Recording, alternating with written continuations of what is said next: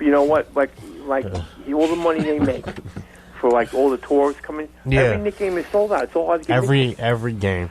I had a half-season Knick plan one year, and every game I went to next to me was a Spanish people that came from Spain that had some kind of like vacation package where it included where they had a Knick game. It was the weirdest thing. You don't have that package anymore? You gave it up? No, the guy, I was doing it half with a guy. It wasn't through the Knicks. The guy had the full season, so I was taking half of his tickets. But the guy still has the package. Oh, man. Oh, yeah. It gets to be expensive. Even to sit upstairs is $100. But that the only team in New York that I really see that, and even the Mets, games end up getting sold out depending on the day and stuff like that. But all of these New York teams, if it were to go into a stretch where they're just having a bad, none of our fans will protest. The Jets been bad.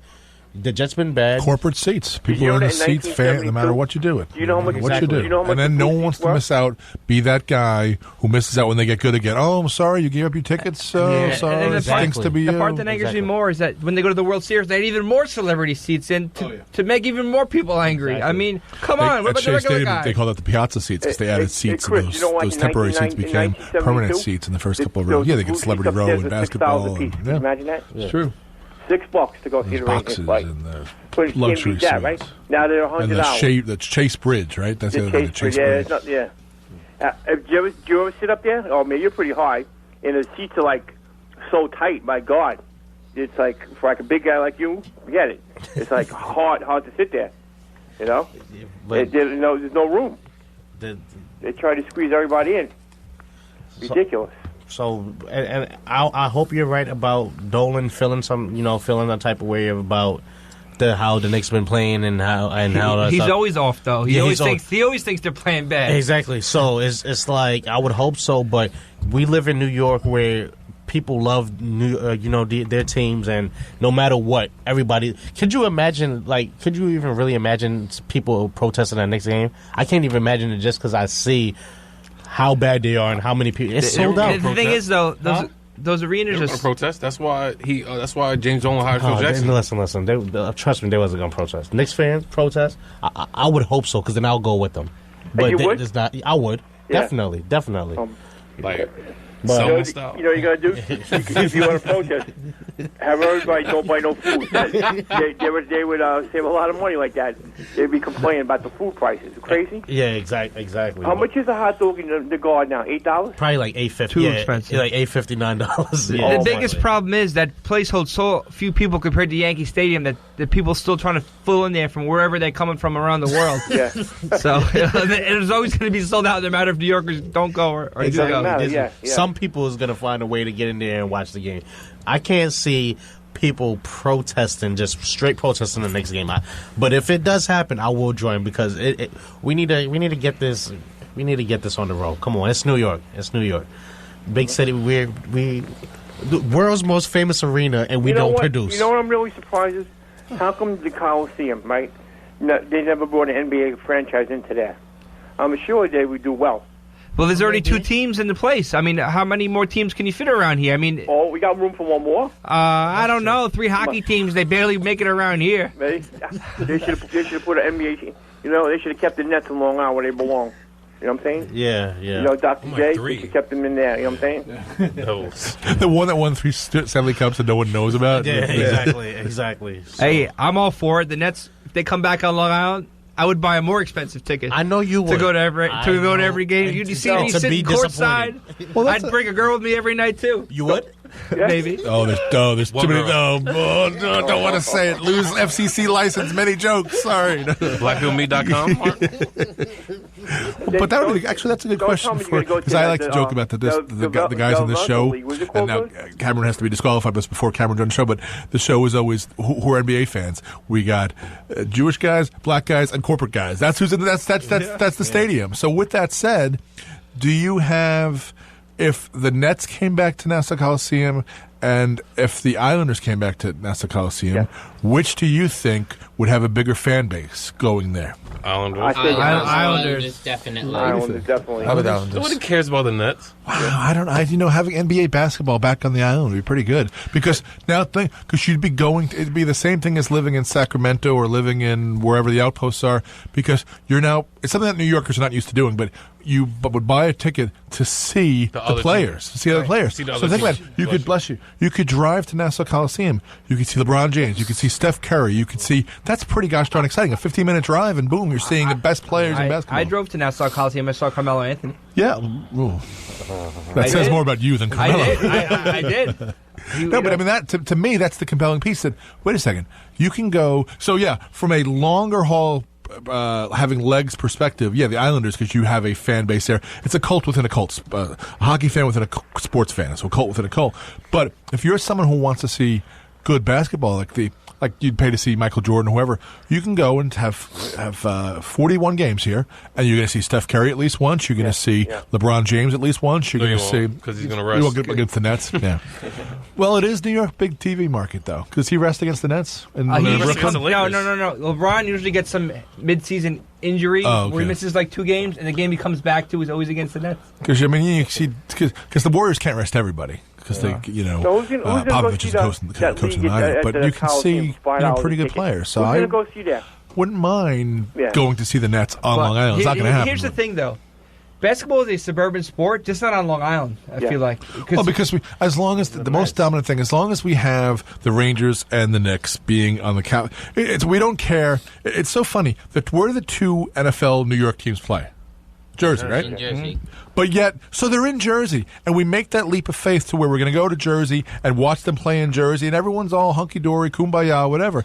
But you put the Devils, you put the Nets, you put anyone else in the outposts. Oh, Jersey. Oh, Brooklyn. Oh, Long Island. No, we're not going. It's like you'll go to East Rutherford, right? But you won't go to unless it's got the Penn Station above it. You're not or below it, wherever. You're not going to go. Well, the thing also is that they play a lot less games there a year too. They play 8. They play 8 games, but it was 16 altogether because two teams. But just think about it. The Nets have a train station, but it doesn't matter because it's all about the Garden. It's all about the Garden. So Knicks and the Rangers, who the Dolans both happen to own, we all go there. I know guys out in, I actually saw them this weekend for our graduation party. They're from Islip. They're the hugest Rangers fans there ever was. They haven't been to New York City in 30 years. They haven't left Islip. I'm like, there was a team on Long Island. Yeah, I know, but we love the Rangers. But yet they hate New York City.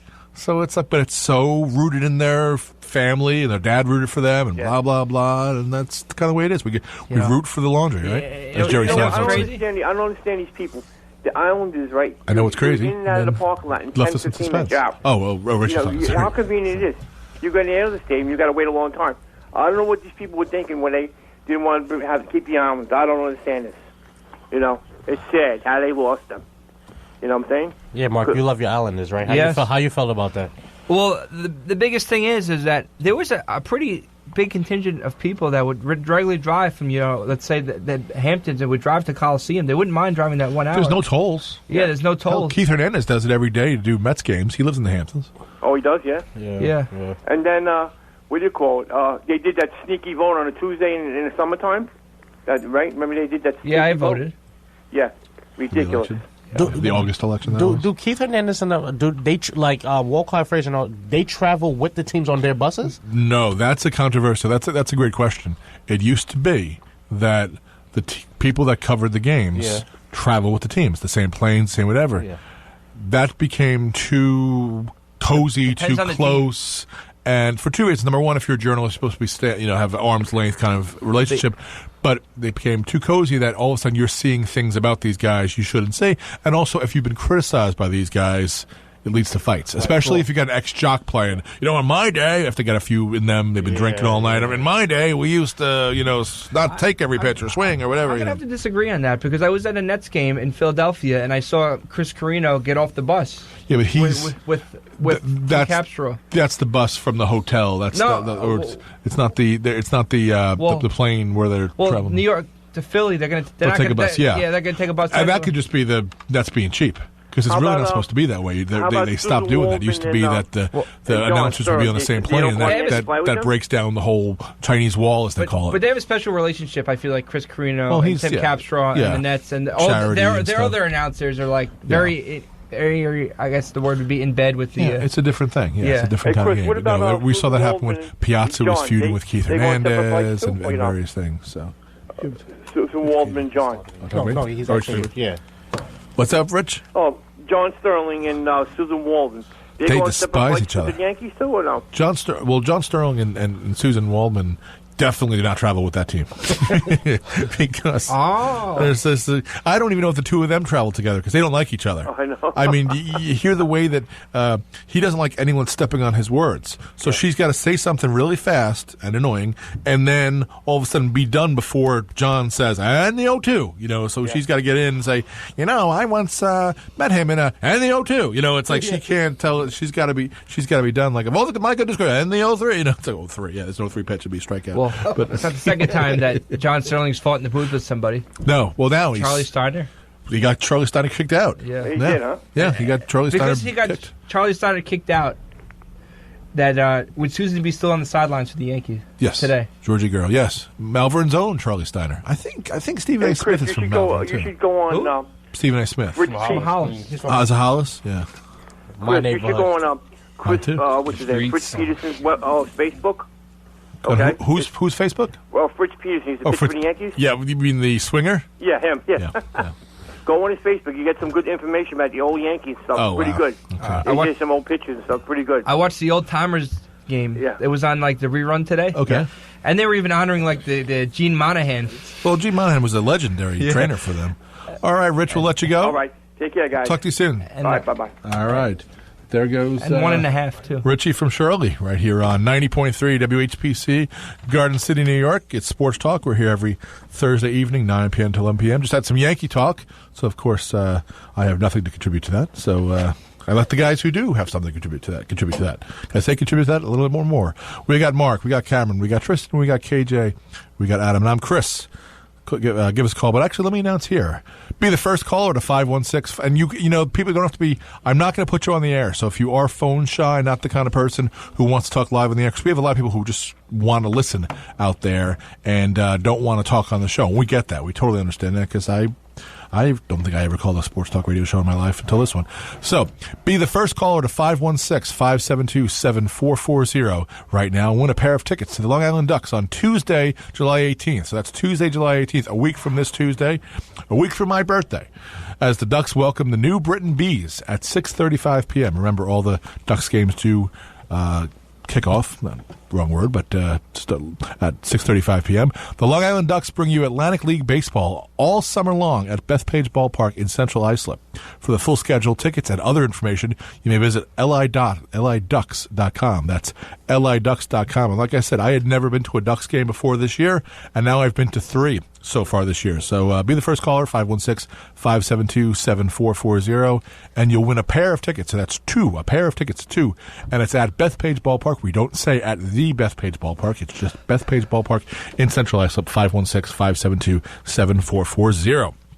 Now, moving on, what is as we spin the wheel of topics, what do we come up with next? Do we discuss the Mets? There's actually a good article by Joel Sherman in today's Post where he talks about looking at the deals that occurred in basketball and seeing if baseball could do it right now. And let's bring this up to you and see what you think. So what he used as a blueprint is that to land D'Angelo Russell, who was the second overall pick in 2015, the Nets not only gave away Brook Lopez and the 27th overall pick in 2017, but they took on Timofey Mozgov and the 3 years, $48 million remaining on his contract. The Lakers, to clear out salary cap space for free agent run at Paul George next year, were willing to deal a big potential young talent, Russell, as the dowry for the Nets accepting Mozgov's horrendous pack. The Nets, with salary cap room now, absorbed the bad money to gain access to the low salary, high ceiling possibility of Russell.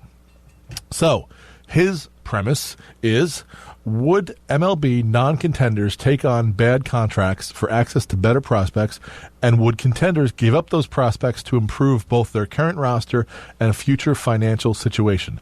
So these are thoughts totally manufactured by him, Joel Sherman from the Post, but I think it gives us some food for thought. So here's his first one, because it's about the locals. Would the A's take on Jacoby Ellsbury from the Yankees to get a package headed by Clint Frazier for Sonny Gray and Sean Doolittle? Some important things to consider. Ellsbury, complete no-trade clause. However, he's from Oregon, okay? And that the Yankees could paint a picture that with Frazier, Brett Gardner, Aaron Hicks, Aaron Judge, and maybe even Dustin Fowler next year, Ellsbury's playing time is gone.